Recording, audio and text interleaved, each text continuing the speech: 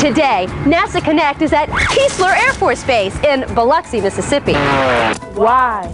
This is the home of the Hurricane Hunters, the only military unit in the world to fly directly into a hurricane and collect data on a routine basis.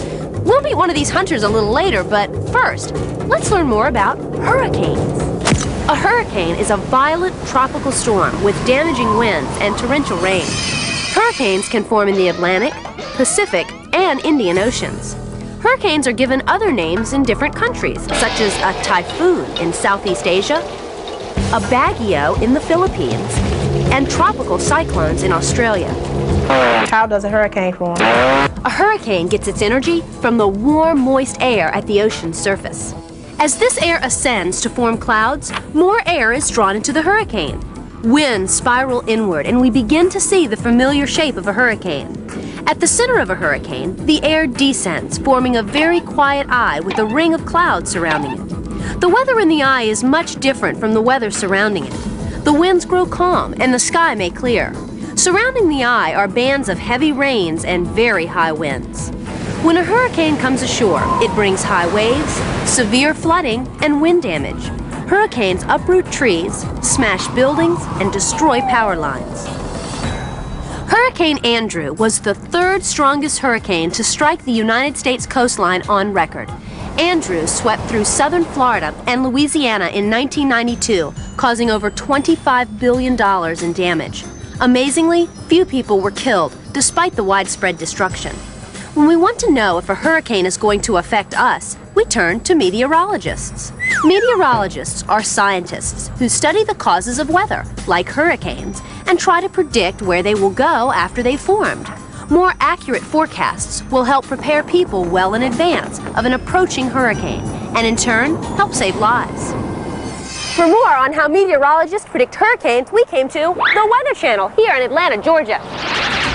Well, Jennifer, in order for meteorologists like me to predict hurricanes, we need to know at least 4 variables: temperature, moisture, air pressure, and the most important, wind. Wind directly or indirectly causes all the damage from a hurricane. For example, winds produce waves which cause flooding. Anyway, the winds in and around a hurricane that push it along and produce its motion are called steering winds. Steering winds control 3 things: the speed at which a hurricane will move, where it will move, and whether it will strengthen or weaken. Well, Dr. Lyons, it seems to me then if you know information on the winds, then you can easily predict what a hurricane will do. Well, winds are important, but remember, I also have to look at temperature, moisture, and air pressure. Okay, all right, so where do you get all that information? We here at the Weather Channel receive data from weather stations on the ground, from chips and buoys at sea, from aircraft that fly into the hurricane, like the Hurricane Hunters, and from satellites in space. Because our atmosphere is made up of many layers, ideally data should be collected at all the different heights or altitudes in the atmosphere. Therefore, we rely mostly on airborne observations and satellites to measure these variables at different altitudes.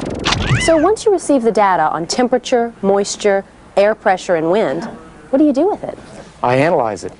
Along with the data we receive, I look at previous data and how it is changing with time. I use my experience with past hurricanes to predict the hurricane's strength or intensity and its projected path.